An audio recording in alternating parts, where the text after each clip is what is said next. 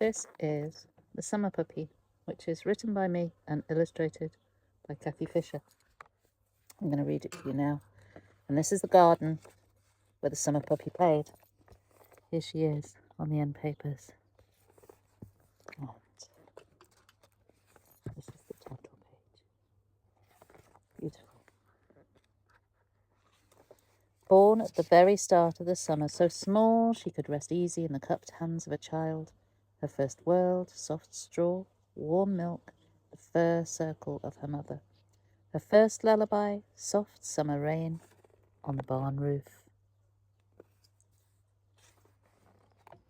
In a short time her eyes were open to the twilight world of the barn. She played with her brothers and sister, rolling and bowling and biting in the late evening light.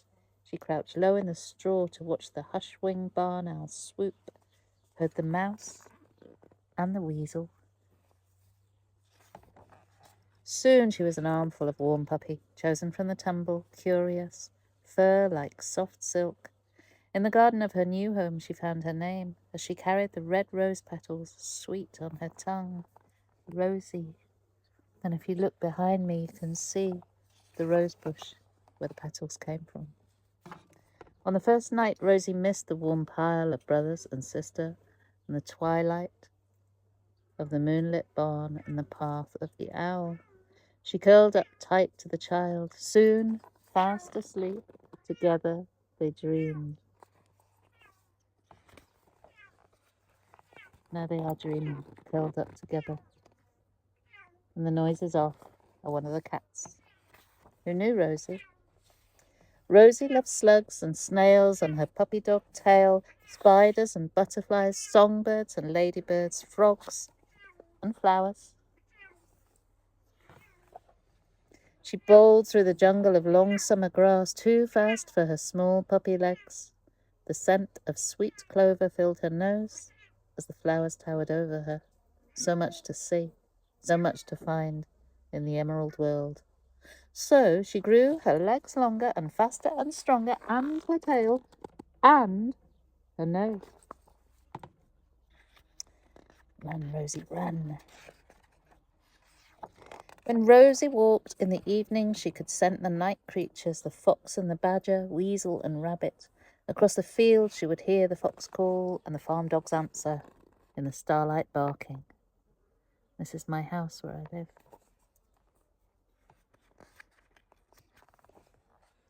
Rosie learned how to sit and to come quickly when called, how to play with a ball and to chase.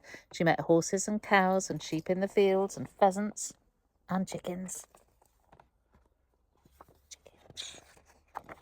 She ate sweet blackberries from low bushes, plucking the berries away from the thorns. Careful, delicate.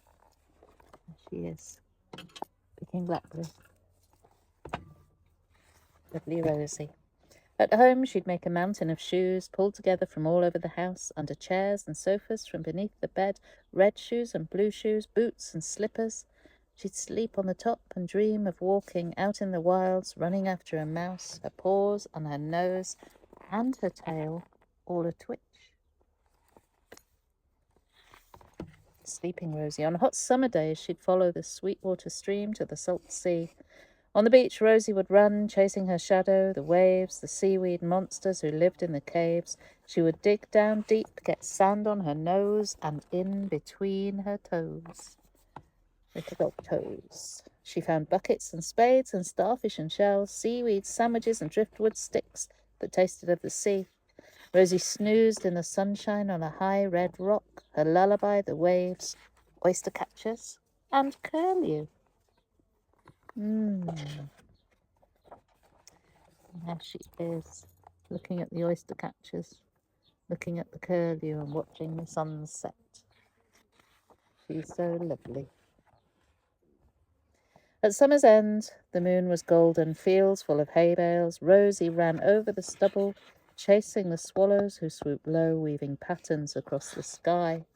And there are loads of swallows in the sky above me today. The leaves turned red gold, the evening air held a whisper of winter. Winter was waiting, full of adventure, and together they dreamed of the warm summer days, their lullaby the crackle of wood fire, wind in the eaves, and the sound of home.